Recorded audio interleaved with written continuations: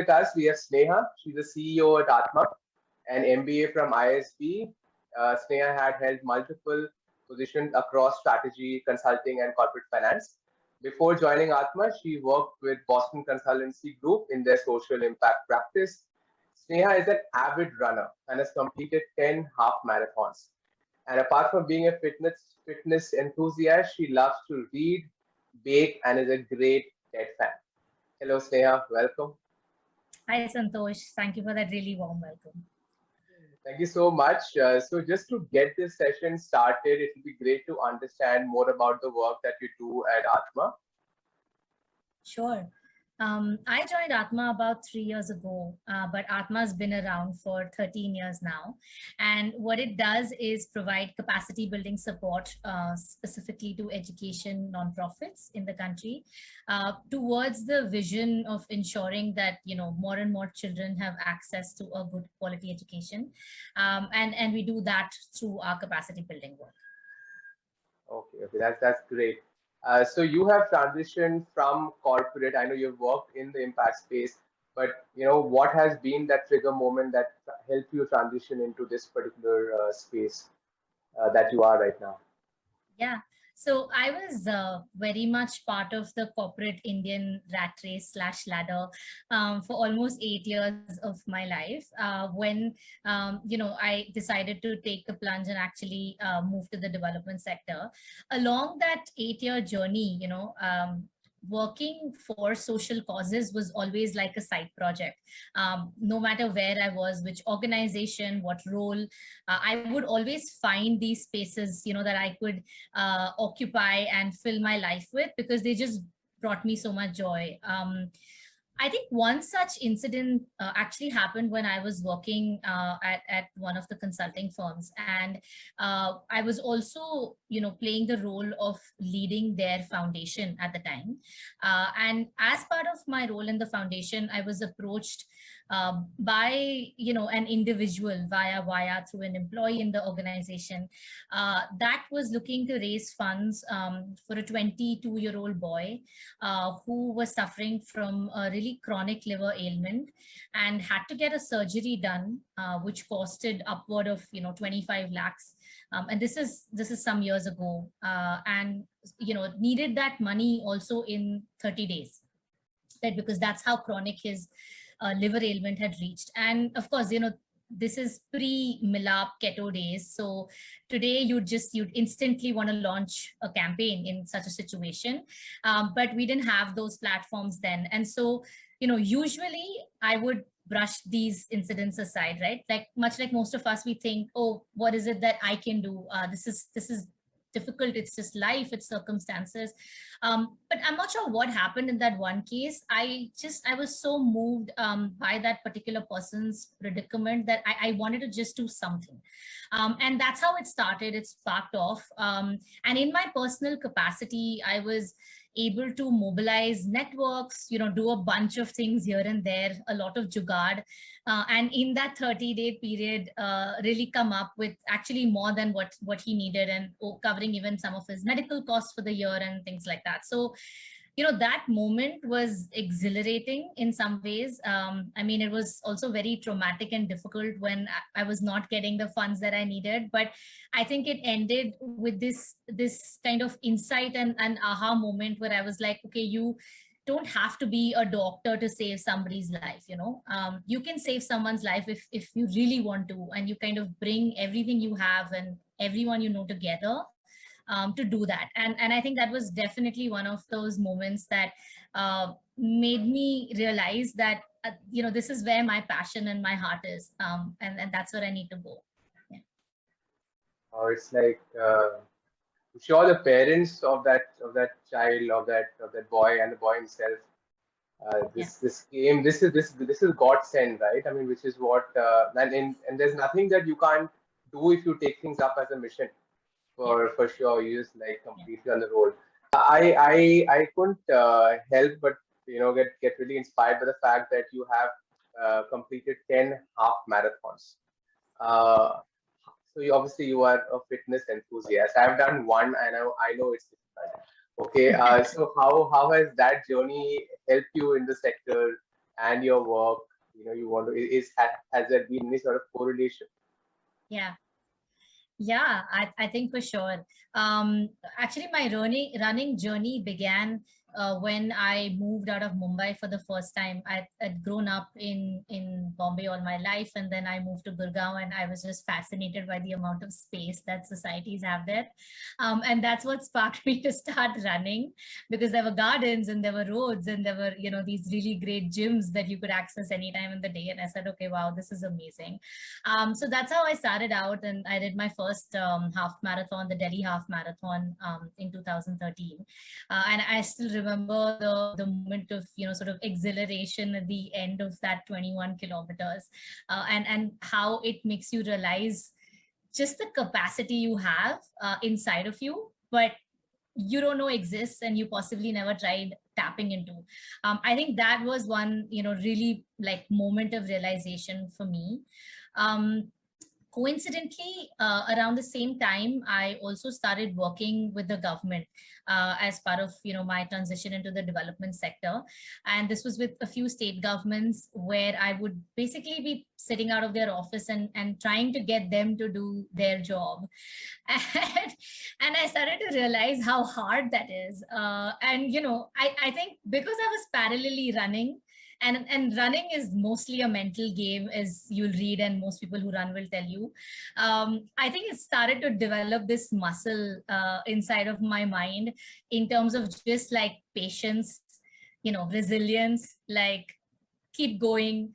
Even if this feels really hard, there is an end line. You will see success, and so I used to keep drawing those parallels in my work with the government. So that was exciting, because you need a lot of patience, for sure, in just dealing with how challenging it is, even for the government and for the administration of our country, to just run a country as complex as India, right? So coming from corporate India, I expected things to be like really quick, fast, you can see results. But I was, yeah, I was a bit taken aback in my initial period, but I was like, wow, this takes a lot of time. And so does running a marathon. So, I mean, I think those were the correlations, so as to say, in my mind, that I really think helped. Yeah. Yeah, absolutely. So you mentioned about resilience, okay, and something that when resilience comes to my mind comes COVID, and the way that Yes. organizations have taken COVID head on, and the challenges. So how has COVID been for your set of organizations that you work with? How have they coped with that? Yeah. Yeah. I mean, of course, how it's been for them, Santosh, is the same as how it's been for any nonprofit in the country, including Atma, right? It's been hard. It's been difficult. It's been unnerving. But I feel like what's been really inspiring to see is just how they've managed to come out of all of those challenges. I think many of them have relied extensively on a support system, whether that's their board, their teams, their friends and family, their stakeholders, their employees, partners such as Atma, and I've seen that across the nonprofits we work with, that nobody tried to solve that problem alone. Like there was this sudden internal natural push, so as to say, for collaborating and partnering, and trying to do this together, right? Which we can see across the sector in so many different examples. And I feel like even individually, the nonprofits that we work with, I've seen them do that, right? I think the second thing that has was really heartening to see was how agile they were in evolving, to the needs. Because many of them have been operating a certain way with the same program for like years. But they were younger, of course, than many of the traditional nonprofits, because we do work with mid-stage organizations. Still, it does take some agility to be able to quickly adapt to the changing scenario. I think relief just came instantly to most of them, to anyone in the sector, because it was the need of the hour and people were going hungry, and how can you do anything else but help? And so that's something that was really heartening to see. And soon after, they started to think about their own programs, that okay, I've done this for now, but how do I ensure that education for the children in that community continues? How do I just make sure that they're engaged, that they're taken care of, somebody's asking after them, because schools are shut, and just access to anyone other than those in your house was just so restricted around the first wave and then again in the second. So the way that they all pivoted their programs, like, and there are so many different ways in which they've done it. I won't go too much into that, but just the ability to kind of change and adapt has been amazing to see, right? And that's definitely resilience in the nonprofits that we work with. And lastly, you know, just this super high focus on fundraising because everyone was scared. Like everyone was just so worried because you had the first wave, then you had, you know, the FCRA regulation, you had sort of almost like the feet beneath your ground being pulled out of you in multiple directions. And so many of them realized early on, and we really supported them in this thinking as well, that you have to secure your financials, you know, because the minute that goes under, it's a bit of a sinking ship. So I think just doubling up on like fundraising efforts, being really innovative, creative, in raising money in a way that they can keep that ship afloat, you know, through the second wave. And I think it's worked, right? It's helped because at least most of the nonprofits that Atma works with are still here 1.5 years later, you know, they're still here, they're still supporting their communities. They are thinking about their future, and it's difficult for them, but they've survived. And I think that itself is the story of resilience, right? Because not all of us have survived, and we know that. But I think those have been the most heartening things to see with the nonprofits that we work with. Yes, and like you rightly said, cash flows is the most important thing to focus on to stay afloat. As an organization, as an organization, for profit or not for profit, I think it is equally important for both. But you know, cash flow aside, you know, you must have seen core leadership values emerge at this point in time. Okay, and you must have seen that in yourself as well. So, what are your core leadership values, Sneha, that has helped you during this time? Yeah.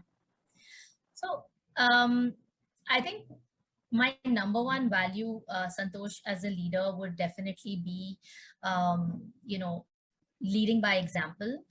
I think I have always believed that a leader is someone that needs to inspire and motivate more than anything else, right? And not manage and plan and strategize and just do big picture. I do completely believe in getting my hands dirty, you know, being a leader that is as tuned in to the top down vision and approach as that leader is to the bottom up approach, right? And so I always like to keep my ears to the ground. I like to ensure that every single person in my organization feels heard, feels part of something bigger than themselves, feels inspired to come to work every day, and that I'm able to, through my own efforts and my own work, inspire them to do the same, you know, to exhibit the same values of integrity, of excellence, of commitment, of like that never say die spirit, you know. But I can't do any of that unless I can adopt it myself. So I'm a true believer in like leadership, leading by example. And so I would say that that's my number one value, you know, in terms of how I like to lead an organization and a team. Yes, and obviously, so that is how you motivate your team on a regular basis, because that is how you think that the team comes together. I mean, that is Yes. my example, right? Okay, Yes, that is, yes, absolutely. that's true. And also, Santosh, you know, when you talk about motivating the team, I do want to call out that one of the things that at Atma we truly believe in is just ensuring that everyone can bring their whole selves to work. You know, like personal and professional life boundaries have just gotten so blurred over the last decade even that I've been, you know, working, that it's almost impossible to just bring your professional self, you know, to work. I mean, and especially in the last 1.5 years, we've seen that, right? We've seen people be on conference call and be washing vessels parallelly, you know, because that's what the environment is sort of pushing us towards. And so it's really important that as an organization, we understand that. And I do believe that for many of our team members at Atma, that's a motivator, because we're very open to understanding their lives, not just like their work and their roles, but who they are as individuals. And we encourage them to bring their whole selves to work, as much as that might be challenging at times to manage, but that's one of our core philosophies and values, again, from a leadership standpoint, that we believe is unique and works well for us as a team. So you just let them be. They don't have to put up a facade, right? They can just No. be. If they're facing a problem at home, I mean, everybody at Yeah. work knows that they face a problem Yes. at home, so they Yes. accordingly kind of the environment adjusts. Yes. That is fabulous, and that's a. I'm sure your organizational retention would be peaking. Yeah, so that's fabulous. Yeah. Thanks. Yes. So in terms of your other organization, partner organizations, funding, we all know is like a challenge across. Okay, like I say. Yeah. But what are the other challenges that you've seen that they have faced, and how have you helped them overcome those? If you were to talk about a couple of two challenges that come to your mind. Yeah. Yeah.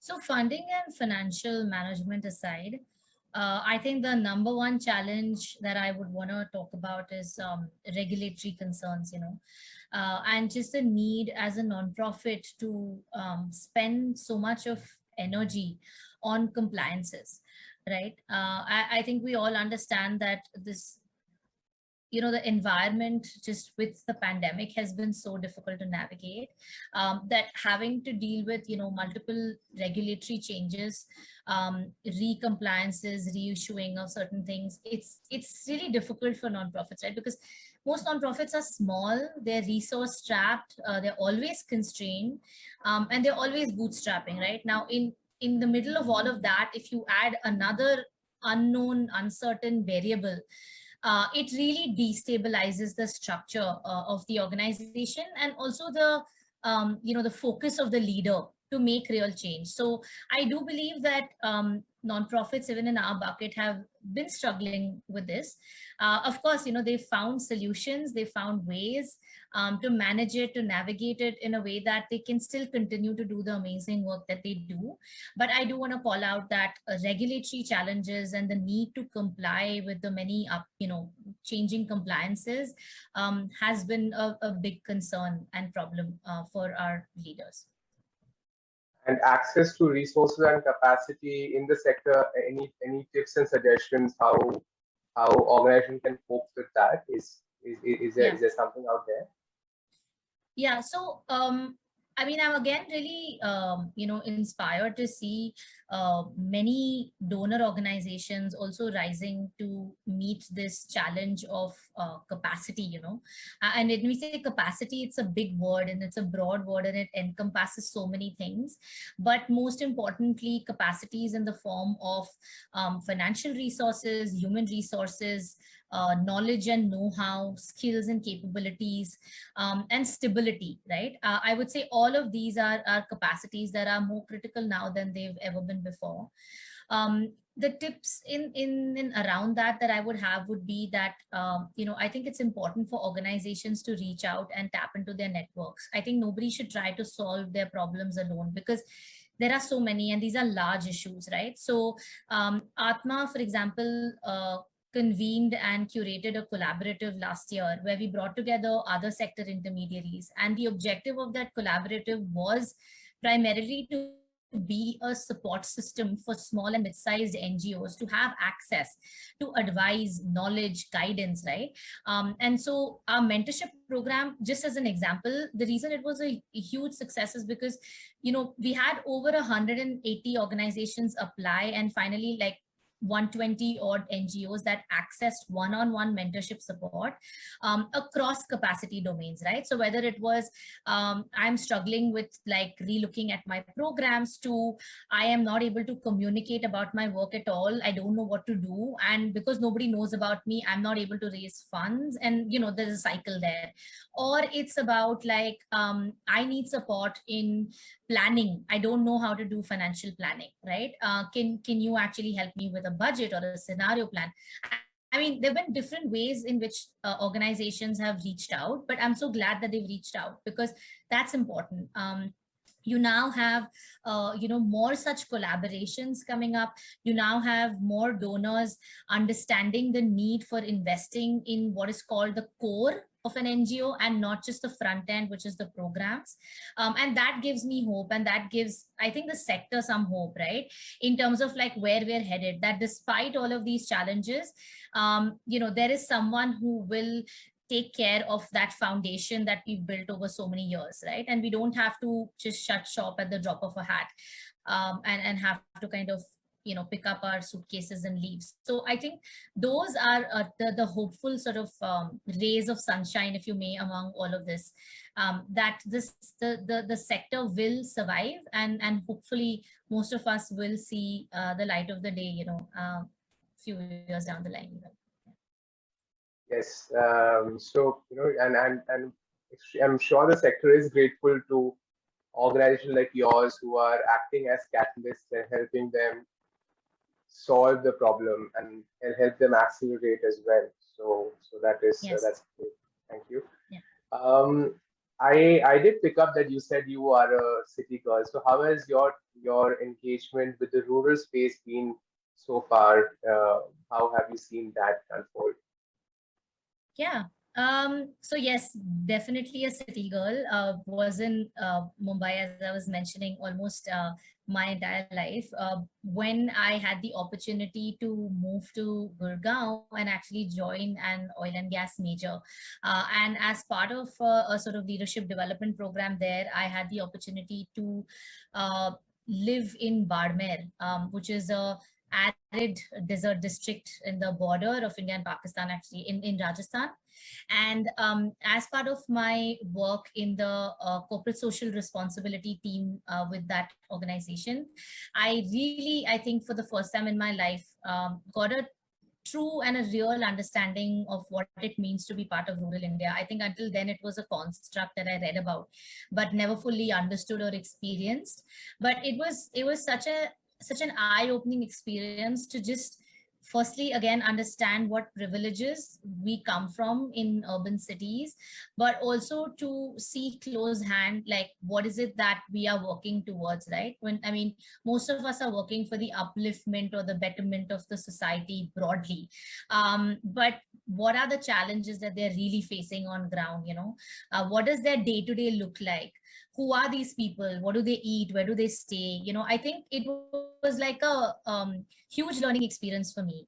And I also had the opportunity to work in different areas of rural development. So whether it was, encouraging the girl child to continue her education, and inspiring them to aspire to careers, right? Which is not the default in Bardmer. To looking at dairy farming as a source of alternate income, because agriculture has a lot of vagaries and ups and downs, and bringing in that stability, to looking at date cultivation, in again an arid geography, to sitting in a cell and hearing the grievances of locals because of industrialization. So I think it was just such a wide and rich experience set that I had those 6 weeks. That again, it was one of those factors that really pushed me towards making this a part of my day to day, and not just a 6 week project that I once did, which was at that time. So yeah, it was a enriching, a learning, and a really eye opening experience to be able to see that and actually live that firsthand. Yeah, this reminds me, I think 2017, I done a road trip from Mumbai, went to Jaisalmer, Jodhpur, Udaipur, and back. And Yeah. that transition from Jaisalmer to Jodhpur, I saw the poverty, and then Jodhpur, of course, was very rich. And this was a Diwali, right? When Diwali was extremely poor on one side of Rajasthan, was extremely rich on the other. And Yeah. you having stayed 6 weeks, I'm sure it would have been a very transforming Yeah. experience Yeah. for you. And glad that you thought of I mean that you came up with alternate source of income. So that brings me to the question of innovative thinking. Maybe innovation is a very very widely used word, but innovative thinking to better the way that improve the lives of your beneficiary. How do you promote that with your organizations? Right. So I think, firstly, just within Atma, we try to create as many spaces as possible for our team to think. And for example, we do this through structured learning and development sessions that we take, where we just invigorate that part of the brain that's curious, that likes to learn, that likes to constantly reinvent and be in a new space and doesn't like monotony and boredom. So one is just by inculcating that internally, encouraging whiteboarding, brainstorming, simple tools and techniques that really activate the parts of your brain that probably stir that innovation space, right? But of course, within the constructs of an organization, there's only so much one can innovate on. We also, I mean, we don't have to truly honestly encourage our entrepreneurs to do this, because they are naturally in that space, right? I mean, by the time they come to us, and because we're not an incubator but rather an accelerator, most of them come to us at a certain stage in their journey where they have experimented, where they've gone through success failure rounds of that. They've piloted things, they've met so many people, they've raised some amount of money, and they've had that first dose of what it means to be a social entrepreneur.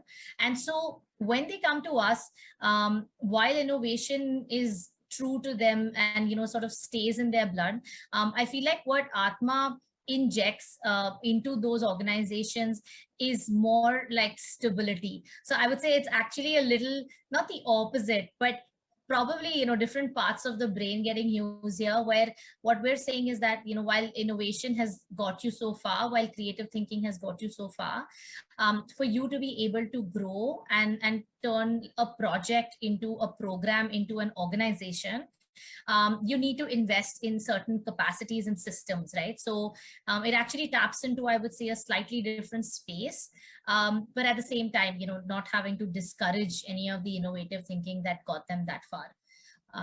Yeah. Right, right.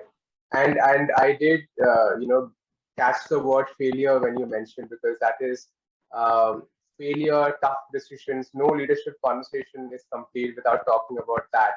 So what has been your toughest decisions so far, or tough decision that you had to take in your journey? Yeah. I think my toughest decision would have definitely been to make the switch from the corporate sector to the development sector. I think that was definitely personally a really hard call to take. In my journey in the development sector, some difficult decisions have come when they are related to people. I mean, I find that some of the hardest decisions to take are decisions around human beings and people and resources, whether it's in terms of hiring or letting go, or replacing or giving developmental feedback. I think those are the ones that have been the most challenging. And I think the third one I would say would, as a decision, would really be to own up to responsibility and meet challenges in the sector head on, right? So I think even just battling your own personal self at times is something that I'm sure most of us go through, but not all of us necessarily talk about. But I do want to say that, like, that's also been a learning, right? And a really huge learning experience in terms of how can you come out of your own sort of conflicts and doubts, and trust in yourself to be able to deliver on a mission or a vision, because everything we do in the social sector is just, it's so complex and it's so large, and it can just be really daunting at times. So yeah, I would say that those series of things are definitely some of the harder or more difficult decisions and situations that I've been in. That's great, Sneha. I think I've in conversation with you, I've started in Mumbai from your initial years. Went to Gurgaon, went to Barmer, saw the lens, saw all the organizations that you work with through your lens. So thank you so much for that. One last request from me would be, if you want to share something with the people who are watching this, how they could come forward to support your journey, that would be really nice. Yeah, sure.